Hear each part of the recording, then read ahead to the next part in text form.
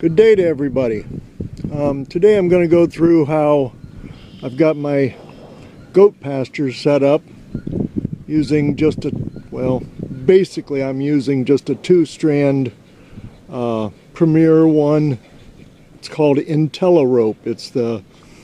I think it's the P6 or something like that. 6.0 is the number. I'll have that set up here at the end anyways, but basically, well, I'm standing because it's kind of windy, so I don't want to catch too much wind noise for you. But anyways, basically the system I'm using, you use T-posts for your corner posts or your tension posts, and then I've got those plastic posts. You get them at Tractor Supply, Rural King. I like Rural King. They don't get as brittle as the ones from Tractor Supply, so they don't break as easy. This system here that I've got, I'm running 1, 2, 3, 4, probably, well, there's 4 full length or rod of, what is it, 1,320 feet that go around the perimeter of my setup. And then I use interior posts that, interior paddocks I made. I split, let's see, what have I got? 1, 2, 3, 4, 5, 6, 7, 8, 9, 10, 11. I believe there's 11 different paddocks I've got set up here. I keep my goats on it about 3 days each. And of course, that also depends on what the grass does, how quick they eat it. According to my vet, which is a very good vet, Dr. Bob, he says when the grass turns green, which it's green, I noticed it yesterday that it had turned. All around us there's brown grass everywhere, but ours is green. So from the first green that you see like this, he says count 45 days before you put your goats or sheep onto the pasture. What that does is it allows the larva eggs that have overwintered for the barber poles, it allows them to hatch out and run their life cycle and die before the goats can get out there and ingest any of them and start over again. So what you're trying to do by rotating and waiting to put your goats on pasture like this is you're trying to reduce your barber pole worm load in your goat herd. So anyways, I will go into some details now on how this thing goes together. All right, I always carry a bucket with me because that's the easiest way to take all your supplies. First thing you want to do is start off, you need some paracord. I use paracord. It's good weather resistant. It's easy to work with. I cut it length from, well, let's see, from the end of my fingers right up to my armpit or shoulder area. I've never measured it, so here we go. Let's see how long that really is. I just kind of go through and do that and cut it. It looks like about 2 foot long. So a piece about 2 foot long will give you plenty to work with without wasting. And then of course, after you cut it, see, there you go. You want to heat the end to keep it from unraveling. Okay, both ends of that. And for that I use just a standard old propane torch. You don't want to heat it too much, just a light flame, and it works pretty darn good. Alright, so once you have that, see, I don't know if what all I've got left in this bucket because I'm pretty much done. Oh yeah, there we are. I've got 3 parts here that I'm going to show you. Well, maybe 4. Okay. So what I do, I start off. I pound my T-post in. All right. Then you take that paracord and this spring. This spring is double-ended. It uses if I can get this thing to hook on there.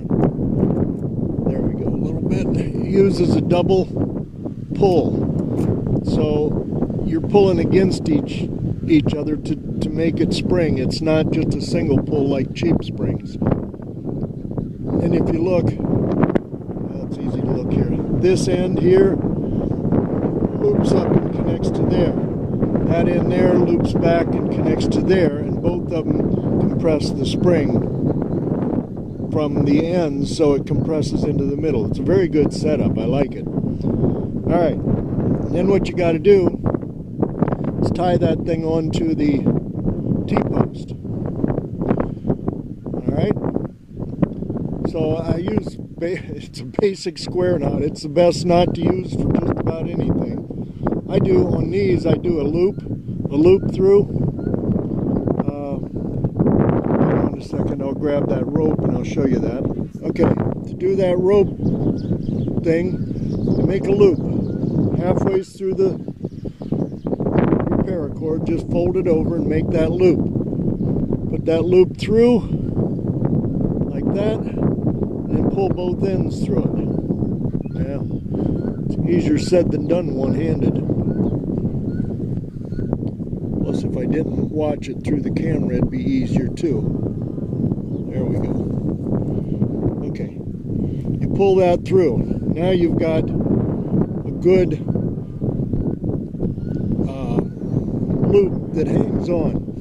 And then I just go around the post, and I go both directions. So one each direction, bump, like this. And then, anyways, it comes back around, and I tie it on the back side like that. That's why I said about that 2-foot length. You can tie it back there, and it's not in the way of anything. Do a basic square knot. You take your 2 ends, left over right, and you come through it. Yeah. Okay. Sorry for the blurry stuff. And then once you get that, you take the right loop, put it over the left loop, and do the same thing. Tighten it up, and you got a square knot. Alright. So anyways, you've got your spring. So you've got that hooked on. The next thing you're going to want to do is connect your rope. Well, you could tie a knot in there, but Premier One has come up with these things that are awesome. They are so easy to work with. Basically what you're doing, you're taking your 2 ends, like here, 2 ends of your rope where you've looped through. Yeah, you've looped through your deal. I'll get to that in a minute. But from your spring, you've looped the 2 ends. All you're doing, well, let's go here. All you're going to do is you take this thing, you put it on your rope, and of course, you know, in reel, you're going to have the 2 pieces. Yeah, if I can do it. You're going to have 2 pieces. And basically what you're doing is just screwing this thing onto the rope. Just like that. Of course, I think they have videos of doing it on their site also, but this is, I'm doing it here, so anyways. So anyways, that's what you're doing. You're doing that. Once you get that thing wound all the way around, that rope won't slip. It is awesome. That's one of the neatest things I've ever seen, is how they make that happen. So anyways, that's where we're at.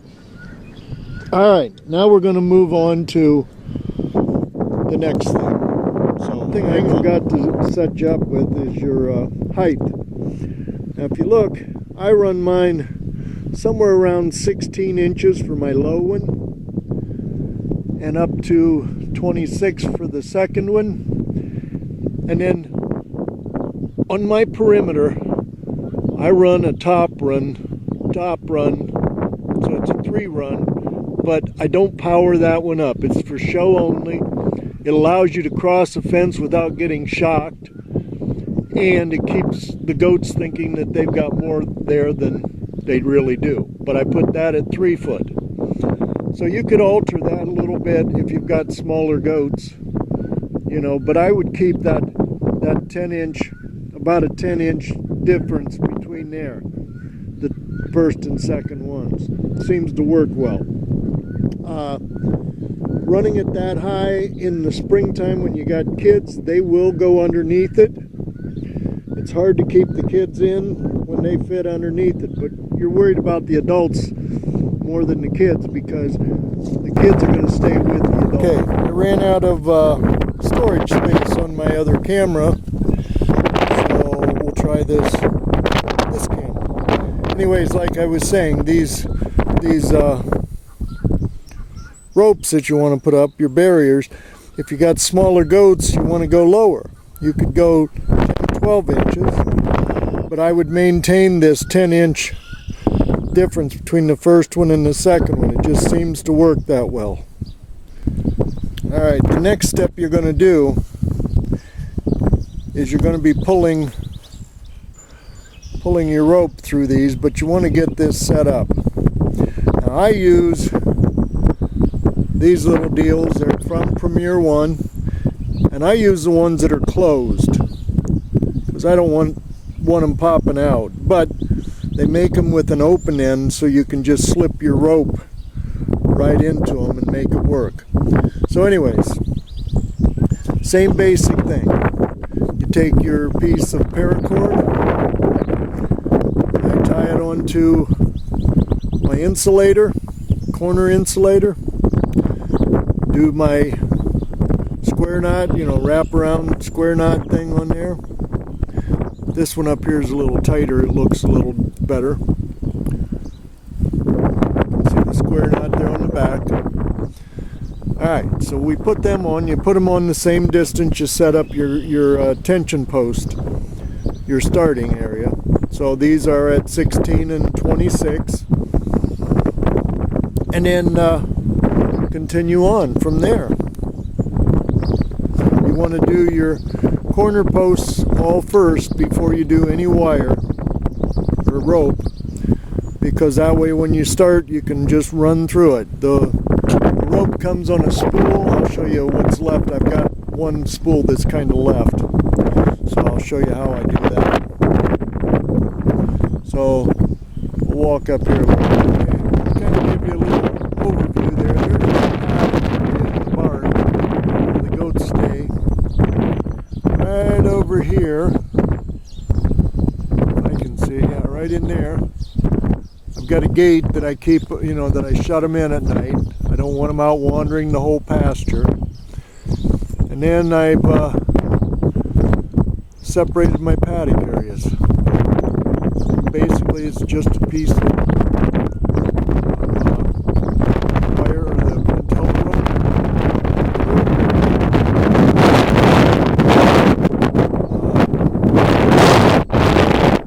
I run a aisleway down through, and that way I can control where they walk to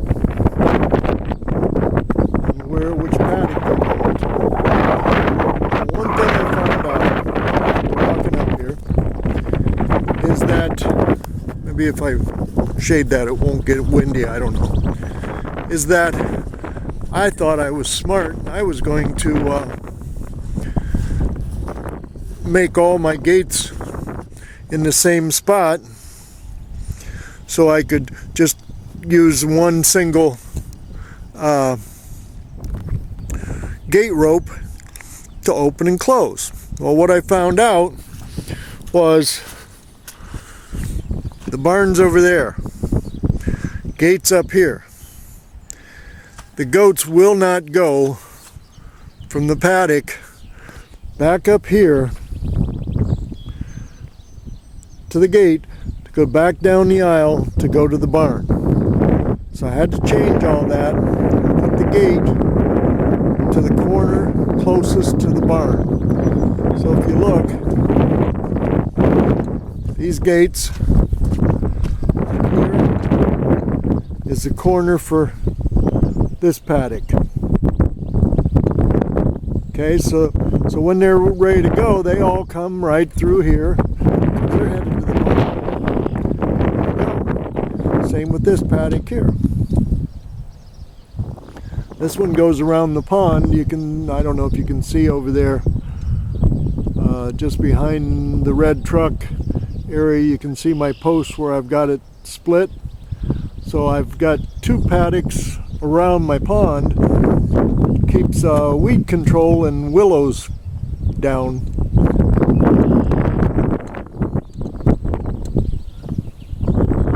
Alright.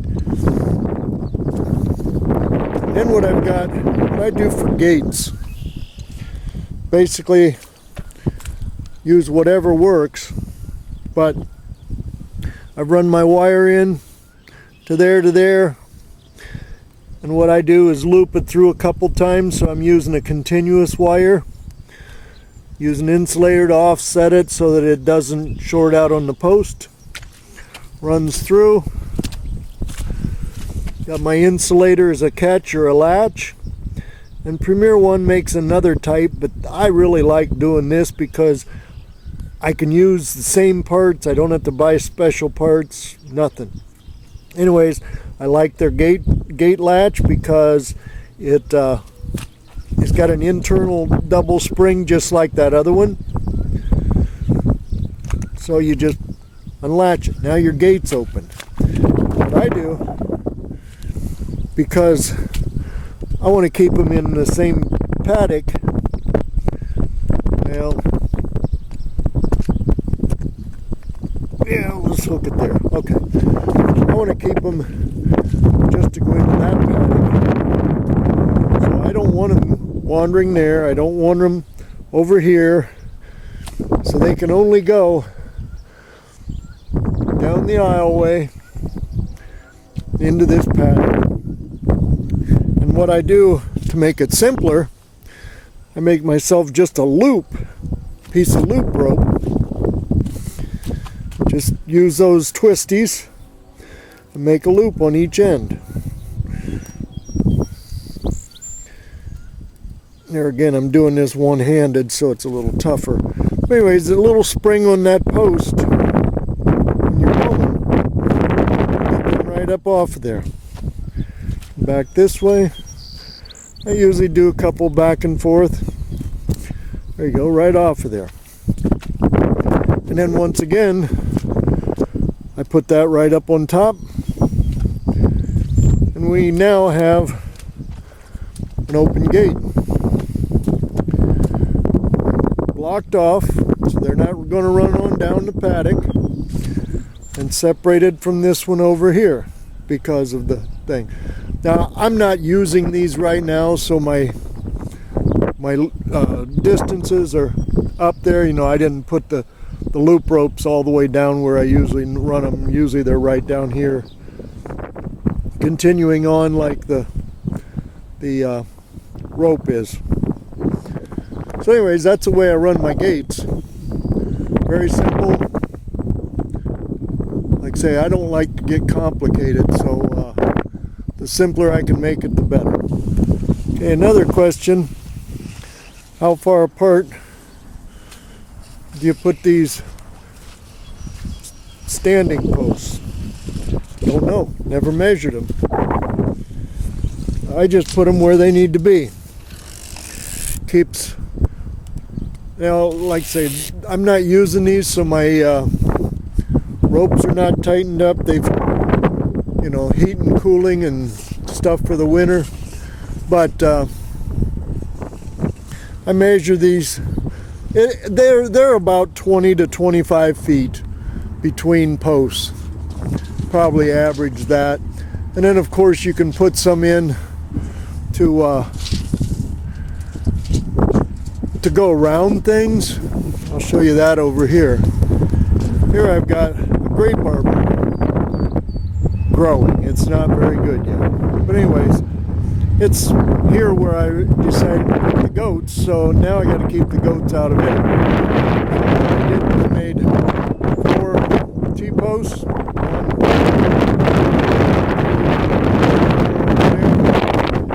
I put my insulators on, wrapped the wire around it, and then one of the wires, I just took a short piece of extra wire, connected it back over to here and onto my main line, so now that's powered up. So it keeps the goats out of my grapevines. Now this is coming back to the corner from the end of the pond back down here. And there's my detail on, like I said, it's the same thing. Put the insulators on, tie them on with your paracord, blah blah blah. Run your wires through. You can take ends, you can take scrap pieces of wire, wrap them on to power up from one side to the other, whatever you need to do. Now here's another gate setup I've got, and like I said, each situation is going to be different. Now mine, I have my main aisleway that I go down through, goes clear down to the end down there, and there's 3 more paddocks down there. But in the meantime, I had the same problem with the goats going to the barn. I had my gates to the paddocks out there, and they came to this corner because this is closest to the barn. So I had to change this. And so what I ended up doing was making a 4-way gate here with another aisleway going down through there. Took a little more rope, a little more thinking, but it works great. So now what I do, coming down your main aisle from the barn, I've got a gate right here. Okay, so I take and run this. I'm just going to do one of them. Take that off, and I run it across. Now I've put all of my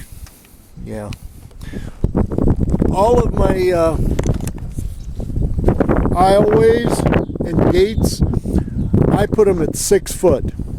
So between that post and that post is 6 foot. Between that post and that post is 6 foot. Between that post and that post is 6 foot. Same thing. 6 foot between there, 6 foot between there. That way, all these top ropes are interchangeable. You can make them up ahead of time. All your gates can be 4-way gates, or 3-ways, or 2-ways, whatever you need. So anyways, so you've got that. Okay, so maybe I will pull this one just to walk through and show you here. So now we pulled that. Now I've got a way in. Then my other gate right here, I can take that, bring it right back across to here, and give them an entryway into this first paddock here. Use that top rope up here. So I got my 2 ropes into the paddock. Okay, they're in there 3 days. I take the end, put it back, or leave that there, or put it back over there, sorry. Opening up this way, which is your aisleway to the next 2.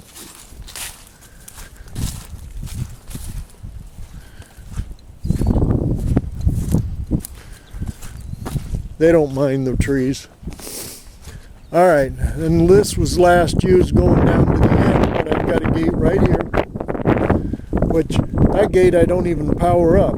It's just 2 loops. Probably work that way on a farm. I don't challenge this fence, not with the good high power charger. So that, like I said, take them loops, those 2, bring them over to there, put them on that post. There again, you're at 6 foot. It works.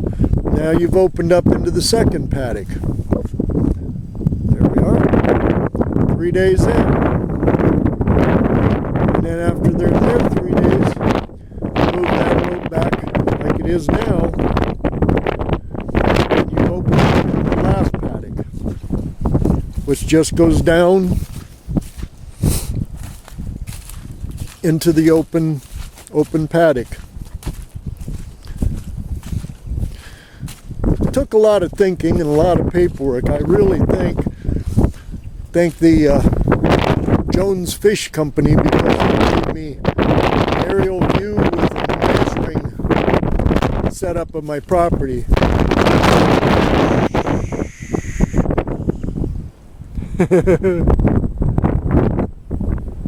Quite a few of them around here. Anyways, so we've got my last paddock on this side. Alright, now we'll go last side. Alright, we continued down the main aisle, come to the end. Now I've got 3 more paddocks out here. There's one here, one in the center, and one at the end, just like the last one we set up. Same basic setup here. Like I said, last we used was down at the end. So it just depends on your paddocks. You can go, I do them progressively. That way they nibble the grass along the aisleway. Keeps that down. Seems to work pretty good. You could run them up backwards, it doesn't matter. Anyways, I use same thing. My gate closes that one, leaves that open. You swing it around from there to there, and you've closed that and opened that first paddock. Simple, simple, simple. And we move on. Like I say, I had this set up before with just this aisleway, with the gates for these 3 paddocks, which is the ones we were just in, up here at this end. But like I said, the goats won't go back here to get out. They will collect that way, because there's the barn. See the barn? Yeah, they see it too. That's the way they want to go. So I had to change it. So this was a gate. That's why the posts are still there. I just left them because it was easier than redoing everything. But then I've got my gate here into the next paddock, which when you're coming, if you close off that one there like it is, bring them around the corner, come right down this aisleway. And here, if you take that gate, string it across over to there, now you've made them turn and go into this second paddock, which works well.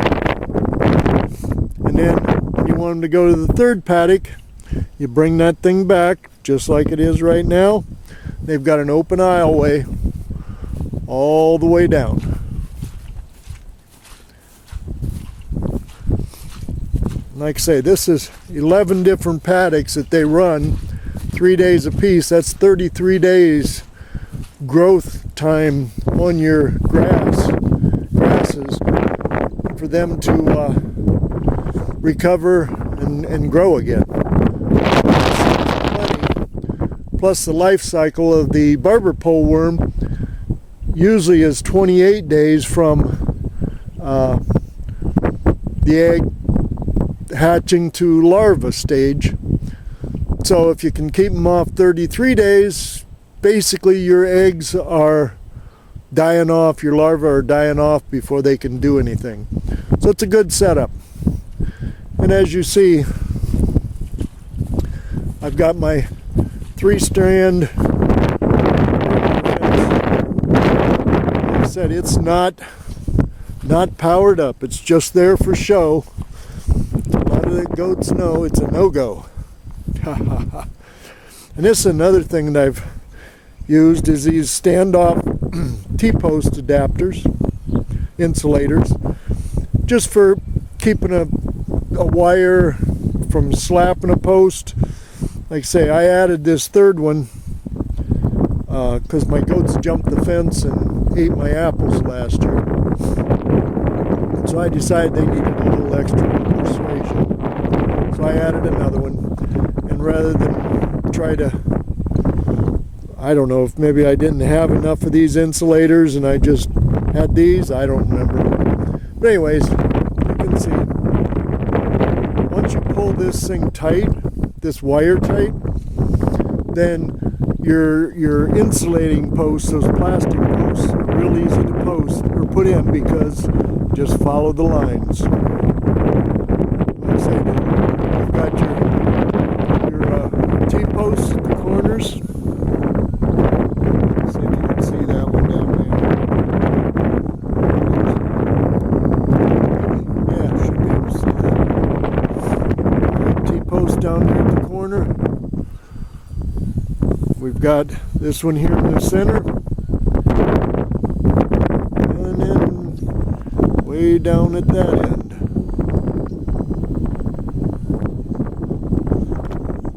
Oops, went too far. There we go. And then, let's say, at each corner of the paddock, I put a T-post. That way you can tension them off. Now, let me show you a trick I learned. Alright, let me show you this trick. When you're pulling your wire, especially like when I was doing the outside runs, 1,320 feet of rope, there's no way you can pull that tight enough to be a taut rope without help. Now, I did all this by myself without help. If you've got help, great. But what I ended up doing, most of you will recognize that, it's a clothespin. And if you look close, you can see I whittled away at it a little bit. What you do, let me see if I can see my screen at the same time. Stick that baby in there. Just force that thing in. And when you're, well, using two hands, of course, it's easier, but when you pull your rope, say you're starting off, actually you want to end up where the spring is instead of starting, but sometimes you can put one on each end. Just depends what you think. Most of mine I set up with, I started off with just your solid insulator and ended up with the spring. But anyways, as you're pulling through, you want to keep that rope as tight as you can, as taut as you can. So when you pull it through, you pull on your rope, you put this in, well, yeah, you stick this in, and when you let go, it holds your rope. I don't know if you saw that. Anyways, it holds your rope. Now you've got this one taut, this one's loose, and you can move on to your next insulator and tighten it up and do the same. So if you make yourself several of these, you can work your way through your paddocks and your pastures and keep your rope tight. Then when you get down to the final end, that's when you put those springs in, pull them up tight, and then they keep everything tight for you. So that's just a little trick I learned working by myself. Yeah, I told you about the telerope, this is the way it comes. Now this is a used roll, so it's quite a bit smaller. This is probably a quarter of the size that you'll get. Anyways, they come with a straight through tube. And so what you do is get what I did was took my garden wagon and a pipe, ran it through, and then put it in the corner of the garden wagon, and I could just grab a hold of that roller and pull the rope right straight out. Now another thing you want to consider too, let's see if I can get my face in here so you can actually listen to me. When you hi there. When you cut this stuff, say you need to cut it for your length, you really want a good pair of pliers, something that'll cut this in one pull. It's tough. There's, I believe, nine strands of wire in there, plus 3 strands of rope. It's a pretty tough deal. But then after you do that, you want to make sure it's twisted together, and then take that torch and you want to melt this thing together. Real light flame, because it'll burn, take off and burn on you. But if you just do a light flame and twist it through like that, you can put a little glob on the end that just keeps it from unraveling. It keeps the 3 strands together. It keeps the strands that make the 3 strands, keeps them together, so it works out pretty good. So anyways, I'll put some links on for Premier One, maybe some of their videos. Yeah, and I'll finish this up. So anyways, thanks for watching, and I hope you learned something. And if you do have any questions, be sure to let me know, because I can help you out with that. Or Premier One, they've got a direct line too. You can call them. But like I say, that little wedge thing that I just showed you, that was a big time saver, because I didn't have to wait on somebody to come and hold the rope and pull it tight for me. You know, 2 or 3 people, so we could go around the corners, because that's the big thing. When you're going around a corner, you can't keep it tight while you go to the next corner. So, and in my case, where I used the closed insulators, you know, I had to thread all the rope through first before you can start pulling it. Now, if you did the other ones, you could slip your rope into it as you went along, you know, with the open type. But like I say, I like the closed type, because I didn't want anything coming unhooked. So anyways, rambling on again. Thank you.